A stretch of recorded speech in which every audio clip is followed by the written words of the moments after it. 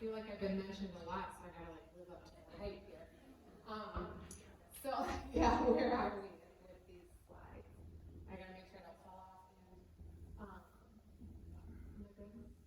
Okay, so the mental health liaison is a partnership between Pine Rest and Forest Hills Public Schools.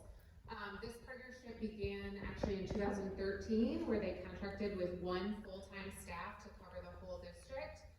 He very much was a crisis response service, as you can imagine, one staff for up to 10,000 students at that time.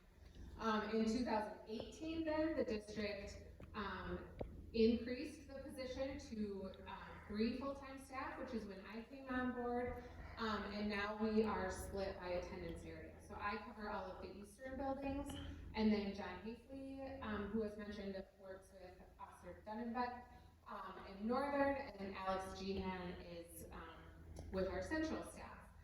So on paper, we are employed with Pine Rest. However, 100% of our time is spent in the school buildings. We do travel from building to building throughout the week, so it's a little dicey exactly where we are at any given time, but it's always within our attendance area. We serve students and families on a referral basis, so we get referrals from school staff. Most often, that's the school counselor, the administrator, or the school social worker, but it certainly can be from teachers, or parents can reach out to us themselves also. But those referrals usually come when counselors are having conversations with families and they're saying, what we have to offer here at school just doesn't seem to be meeting the needs of what the child may be needing outside of school, right? So I would say the majority of our work is helping students and families get connected to community resources. So that can look like lots of things. That can be for individual therapy, things like play therapy, cognitive behavioral therapy, trauma counseling, all those different types of therapy that students might need. It also could be for psychological testing for things like ADHD or autism spectrum disorder. So if families are having those types of concerns and desire to get connected with resources outside of the school building, we can help do that. So in the fall especially, but really throughout the whole year, we spend a lot of time networking with local mental health agencies. As I mentioned, we are employed by Pine Rest, but that doesn't mean that we only refer to Pine Rest. It's always our #1 priority to meet the needs of the family. So if there's a Pine Rest clinician that we think would be a really good fit for that specific student, absolutely, we might suggest that.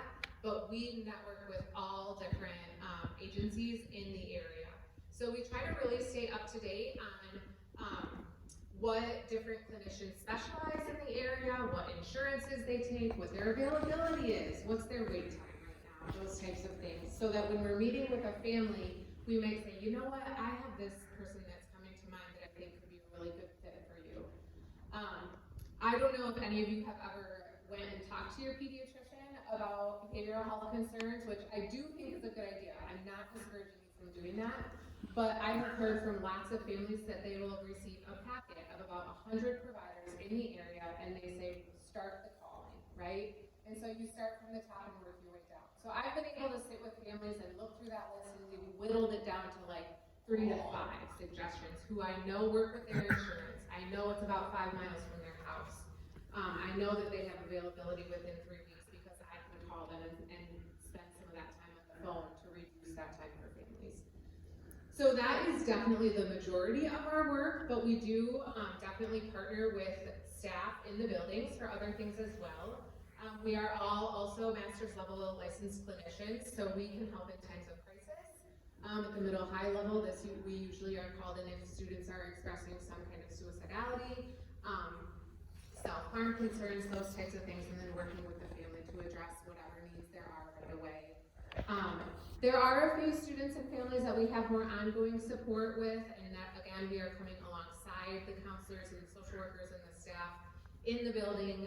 Those are things like when there's chronic school avoidance or they're in and out of hospitalizations, things like that are more long-term. That is definitely less of our role. More of it is the kind of that shorter intervention with parents, getting them connected to those ongoing services. We're also available for staff consults, so I really enjoy working with teachers on how to address different behaviors that they might see in their classroom, or doing professional development on working with kids with anxiety or things like that. I think it is important to mention also that we are also not providing ongoing clinical treatment to students at school.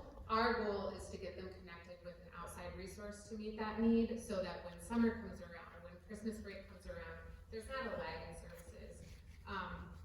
And also, at times, it's just more than what we're able to provide, and that's not a knock on Forestville Public Schools, right? That's just the reality of mental health needs among our kids right now.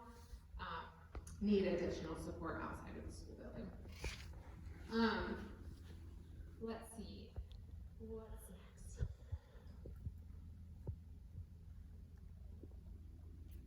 I think I want to speak just briefly on a national level of, you're hearing about lots of support and lots of different pieces as it applies to student mental health, and it is helpful just to think about nationally, what are we seeing and why are supports like this so necessary?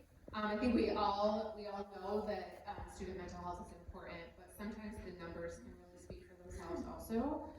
If we're looking at a national, the National Institute of Health came out in 2013. They did a study of 80,000 youth, so looking at 0 to 18, and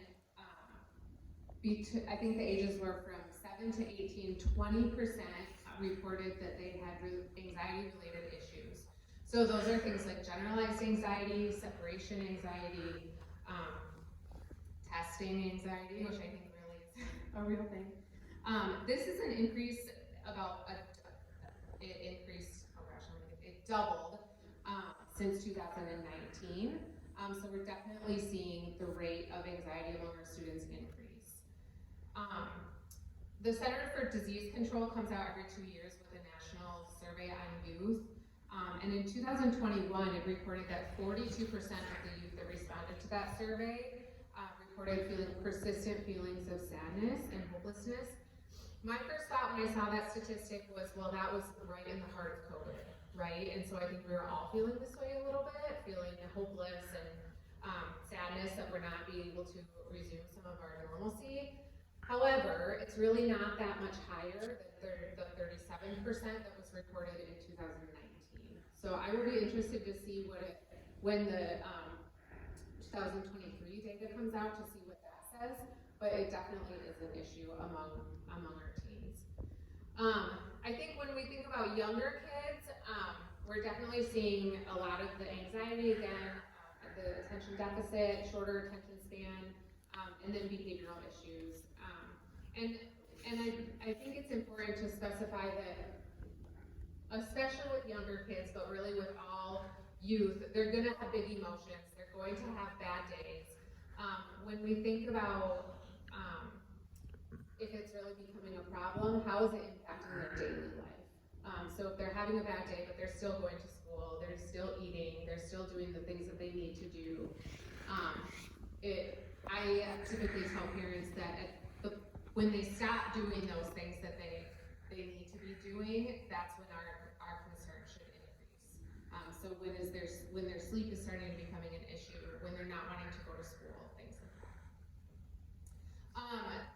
So that's at a national level, and I think we are definitely seeing that reflected in our population at Forest Hills.